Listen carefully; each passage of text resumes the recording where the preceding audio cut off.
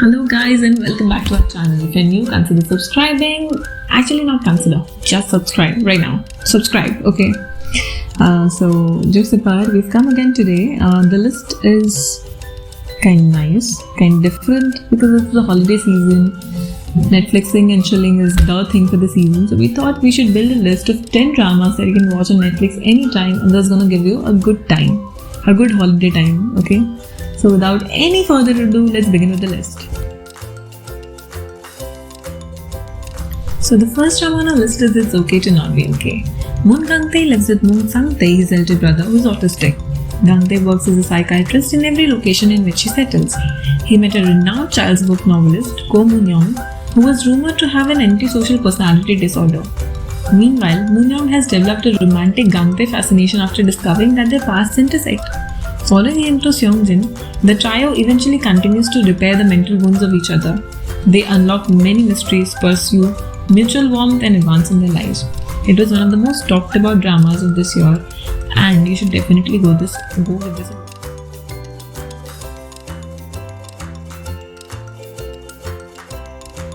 The next drama on our list is Hospital Playlist. The show features a group of 5 doctors in their 40s who have been best friends since middle school. The first one is a single father. His upbeat demeanor allows him to connect with a wide range of people, making him a popular figure among patients and doctors alike. The second is kind and generous and is a devoted Catholic who secretly wishes to be a priest. The third one has a professional and cool aura, but is very kind from inside. Fourth is a reclusive and an introverted physician. Chae Sung-hwa, the fifth one, is the only female in the friend circle. The plot follows them as they go on a series of hospital experiences, including medicine, music, and romantic relationship.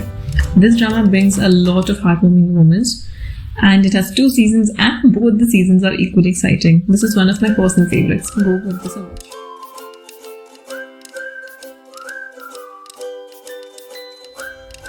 The next drama on our list is Kingdom 2. Kingdom 2 returned after a year of waiting. The critically renowned Ozeon zombie thriller returns with additional gore, heart-pounding chases and the dehumanizing plagues riddle unraveled. Our zombie fighters become more savvy navigating the zombie-infested territories as they discover more about the plague and its roots.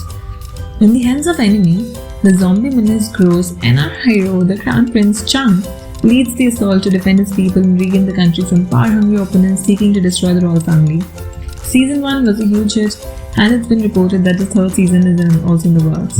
It's such a great franchise and it's such a thriller one that you should go watch it.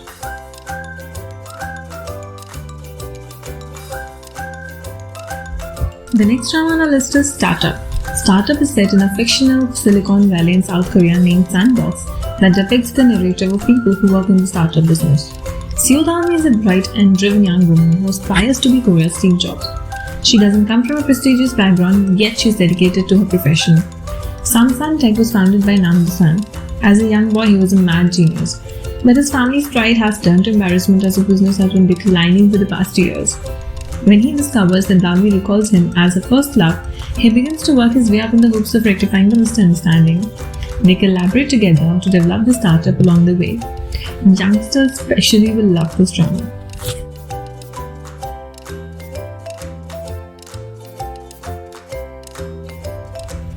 The next drama on our list is Crash Landing on You.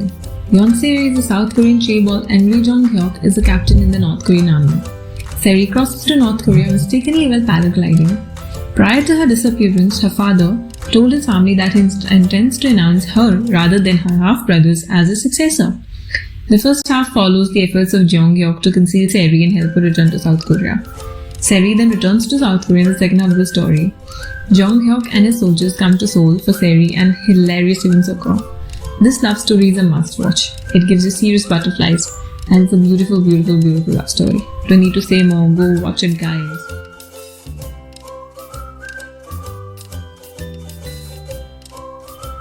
The next drama on our list is The Heirs. It is one of the most famous Korean dramas and every K-drama fan would surely know about this. It is the story of super rich kids and one not so super rich kid. There is a love triangle as well. Despite only being high school, children of the super elite class have the pressure of achievement as they groom as heirs to their family business empires. Lee Min-ho is the heir of the Empire Group, a family-owned corporation. He falls in love with Park Shin-hye, his family's housekeeper's daughter. She and her closest friend did not grow up in the same way that the family's employer did, but they're still involved in their life in some way. Mingho and Kim Woo Bin's character. The Kim Woo Bin's character is a pompous heir of a luxury resort business. They become involved in a love triangle with her.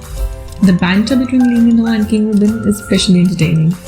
All the characters and all the supporting characters in the story are so beautifully woven together.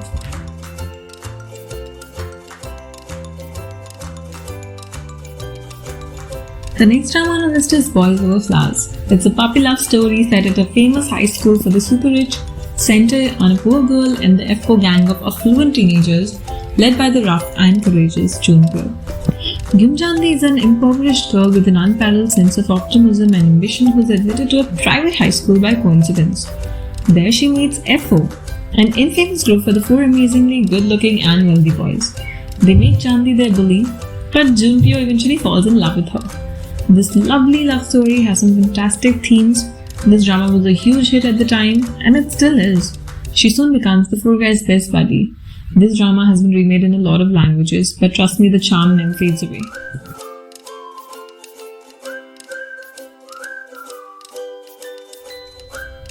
The next drama on our list is Itaewon Class. It's a touching and entertaining Korean drama. Itaewon Class blends slick aesthetics, a charming ensemble cast, and a tale that will make you cry with laughter or grief. It's a story about getting another chance in life. Park opens a pub called Danban after he gets out of prison. The Danban group, which includes an influential and social blogger, an illegitimate son of a CEO, a fellow ex-convict, a transgender, an African Korean, and an orphan, all of whom are social outcasts by nature in society. Itaewon Class, like Park's novel, follows these characters as they are given a second chance in life, whether small or large. It teaches us that we can always start afresh, someplace and with someone.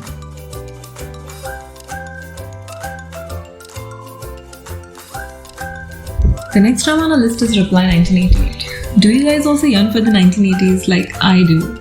Reply 1988 is the third installment of the Reply series. It's a fan favorite with the second highest viewership in Korean cable television at the time it aired.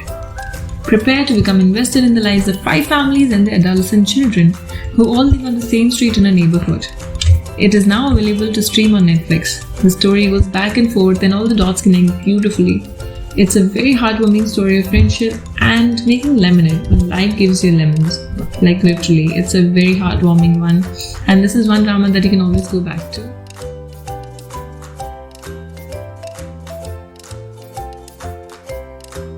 The last drama on our list is Squid Game. You must be living under a rock if you don't know about this one.